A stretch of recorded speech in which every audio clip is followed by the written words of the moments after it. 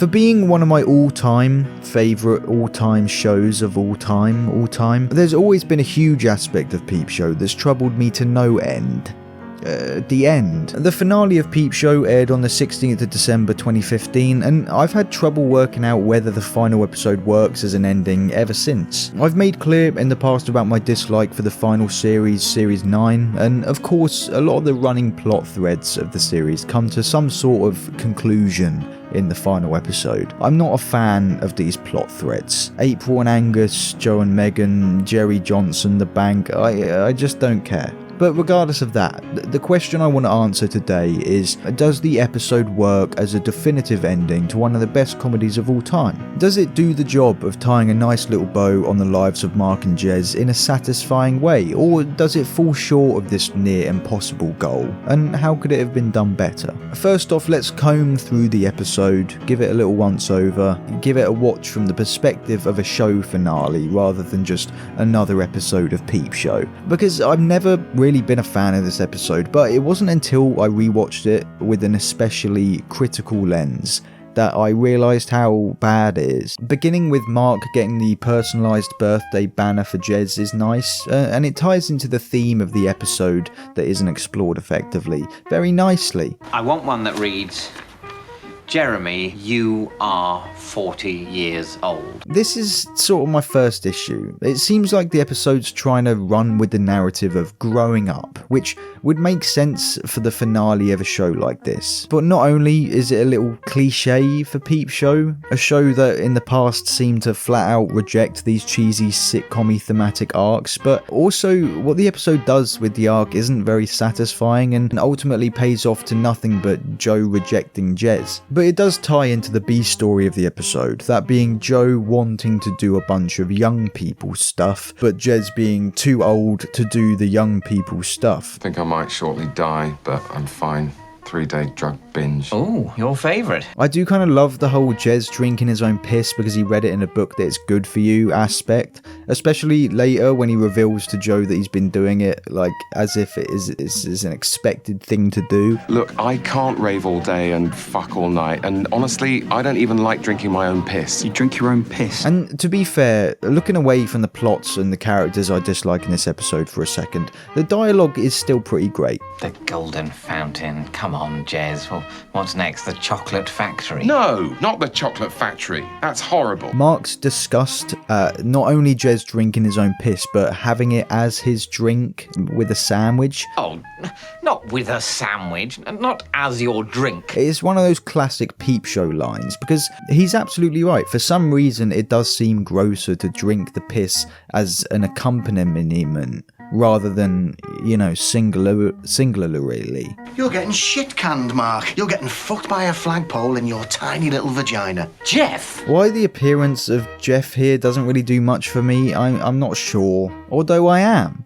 Because it feels forced. We've barely had enough time to settle into the bank setting as Mark's new place of work, and all of a sudden Jeff turns up out of nowhere, explained away instantly by Johnson. Yeah, I had a rifle through my old address book. I'm in, and you're out. All to manufacture some nostalgia for the good old days when Jeff was a stain on Mark's work life. It doesn't feel like narrative mirroring. It feels like I've drained all the innards and bones and blood from your mum, and now I'm prancing around the house going, Hey, it's me. It's me, your mother. Don't you recognise me?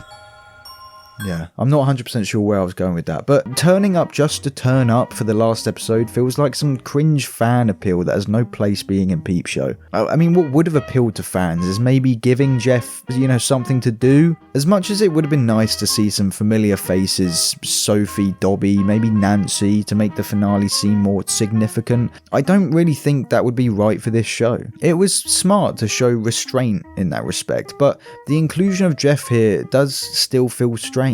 Mark ends up getting fired from his bank job because of Jez, but not really. This split between them two does feel a bit manufactured. Seeing as Jez actually had good reason to rat on Mark for granting him the extortionate loan, Mark's a pretty reasonable guy sometimes, and I feel like he has enough self-awareness to realise he hasn't really got much ground to stand on here. That being said though, Johnson reading out Jez's quote to Mark always gets a laugh out of me. But the granting of this loan to him was out of proportion with the just working of the universe. He does not wish to be responsible for another Greece. And he's claiming mental incapacity due to the influence of the internet, reducing his attention span against his own will. After the countless hilarious Superhands subplots going on in the background of episodes of Peep Show, being addicted to crack or going sober and becoming a runner, buying a snake, being brutally hungover on the day of Mark's wedding, in the last ever episode, Hans pops round the flat, spouting minor marital issues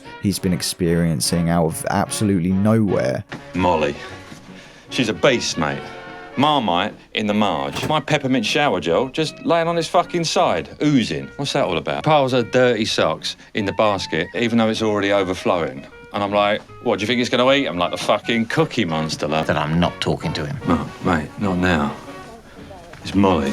I'm in fucking bits. And it's like Sam and Jesse just fucking gave up. It's not a big part of the episode, but look, these things they're 25 minutes long, and the best episodes of Peep Show are so efficient with their use of time. Sure, Hans is no longer the Hans we knew and loved, but these random complaints are so out of character for him. I guess that's supposed to be the joke. Hans worrying about cleanliness subverts our expectations of him, but the execution isn't very funny, and it's treated as a serious conflict for the character rather than just a throwaway gag. I'd guess that this was written in to simultaneously give Hans a reason to be at the flat for the rest of the episode and to explain the lack of heartbreak he seems to face when Molly leaves him at the end of the episode, which is also a problem. We don't have time to explore the separation of a beloved character and his wife we had an entire episode dedicated to, so here's a contrived and out of character piece of conflict to wash it down with. Doing these reviews, the amount of times I've noticed ADR being used to patch either errors in the initial script or maybe because scenes were cut that had important context in them. And I rarely mention them because who cares, but I noticed one here and I found it kind of funny. The love of my life is buying cruise tickets with her husband on the high street with the intention of sailing away forever. So they added the line "on the high street," presumably to explain how Mark knows where April and Angus are in the next scene, but without knowing that, it does make him mentioning that they're buying cruise tickets specifically on the high street feel very unnatural. But it's now over a third of the way through that we get the main plot for the episode. Mark wants to win April's heart. Yeah, that's it. I get that this is what the series has been building towards, but I can't help but feel it's a bit shit. April and Angus as characters aren't very interesting. The affair angle's been done before with Jez multiple times, Elena and Gail, Zara and Ben, but they were both more interesting and had more layers than this one. And overall, I don't really care that much about whether Mark ends up with April or not. Their conversation in the coffee shop was alright. It's easy to miss the tiny morsel of Mark finally admitting to his many flaws. I'm a misshapen potato, an oddball. Feel free to disagree, April. I'm mean-spirited. It's hard to tell whether he truly believes these things or if he was just trying to appeal to April's appreciation of self-awareness. I don't fucking know. Mark gets home to find the big reveal of the episode, being that Angus has been kidnapped by Jez and Hans. It's hard to say how believable this situation is, from Jez assuming Mark would be ecstatic about this to imagining Jez and Hans actually physically kidnapping a man off the street and tying him up, to Mark being swayed by all this and agreeing. Whilst the concept of kidnapping is technically high stakes, I've never really felt the stakes during this episode. I think it's all just a bit too silly for Peep Show. A bit too heightened. This show at its best not only places Mark and Jez in unfathomable hilarious circumstances, but that comes with the caveat of circumstances being somewhat relatable, or at least the circumstances leading up being believable. The wedding, the dog, the Jeff confrontation, the pooing, the board presentation, all these events are high stakes, crazy situations, but they're believable because of the well-placed stepping stones leading us up to them. But that element is lacking here. I don't quite believe the kidnapping would realistically happen in the world of Peep Show, and I'm not that invested in the potential consequences as a result. The setting for this crazy situation is Jez's surprise party, in which Mark apparently invited everyone Jez knows, but the only people who turned up are people who hate Jez from this series, or these random people. Random with a big hard R, by the way. God, it screams lazy when, for a show so centered around characters and their relationship towards Mark and Jez's point of view interacting with these people, to then throw in a bunch of random extras to pad out the room for Jez's birthday party, where, I mean, them even being there in the first place implies they must know him at least well, but not spending one single second explaining who any of them are really sucks. Mark makes a point of saying most of Jez's friends didn't want to turn up, so they could have really had it as just Molly, Megan, Joe, Hans, April and Mark. Why they felt the need to add in some no-names is baffling. We get the big resolution to Jez and Joe's storyline. Joe sees the banner that says Jez is 40 and says, "You said you were 39. And Jez says, "Yeah, I'm sorry, I was insecure because I'm so much older than you." And Joe says, "Oh, I don't care that you're older. What I care about is that you lied." And Jez says, "Yeah, I'm sorry, I can't do that long bender with you because I'm so old." And Joe says, "Well, maybe I'll ask my ex to come with me instead, you fucking old piece of shit." I really hate this. It's already irritating having to watch a subplot I'm not invested in, but then for the resolution to feel this rushed and half-baked and nonsensical, it's all the more insulting. I like the idea of the speech towards the end, but it really does feel like Sam and Jesse don't know whether to commit to the finale vibe or keep things, insignificant and unsentimental. They're sort of hovering between both. And I like him.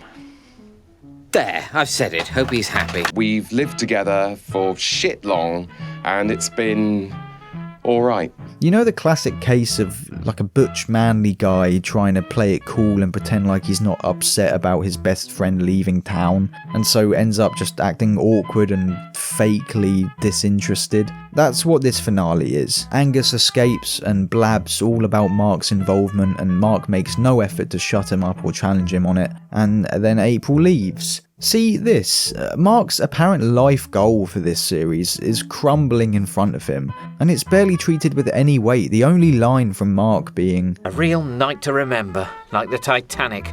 I hate to keep bringing up the wedding, but is it too much to ask for the same feeling of high stakes and panic and high energy from Mark that he displayed there to be anywhere in this finale? It seems like they wanted that for this plot line, but it's just such a wet fart. The last 5 minutes of the episode, I guess, they're alright. Mark and Jez sitting in each other's company, their dialogue's pretty good here. Hans very casually saying he's gonna van it to Macedonia is fairly in line with his character.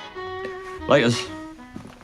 See ya. But it does feel a little bit, it's finale episode, so get rid of him sort of thing. Now they're bringing back Wolves, Jez's history line. A nice moment from the two. And the last two lines from both of them, with the breaking away from POV for the last shot, this is where I think they got the vibe right. The balance of not too sappy and sentimental, but giving us enough to feel like the show has ended and it meant something. Because it did. I just wish the previous 22 minutes plus the previous 5 episodes were as well thought out. I think overall what bogs this episode down is what makes me dislike the rest of Series 9, which is just the characters and the plots. The dialogue's still pretty great, the characterization of Jez and Mark. There wasn't really a way this episode could have gone without me disliking it, for the simple fact I didn't care about the storyline. I mean, part of me wishes this show ended with Series 8, because as much as people hate that series, I'm still pretty fond of it. A minimalist ending wasn't the wrong route to take. It was right to do exactly what they've been doing all the previous series is before, when they weren't sure whether the show would be renewed. And that is wrap up the series arcs in the last episode, simple as. It's just a shame this series arc was the worst one of the whole show. But hey, this show is still my favourite show. It should be judged at its best. Peep Show it's a window into the lives of two men, and it's human nature to dwindle and decline and deteriorate and degenerate in your later years, which is exactly what this show did. And Peep Show, it's the irony, because I don't know how to satisfyingly end this video itself.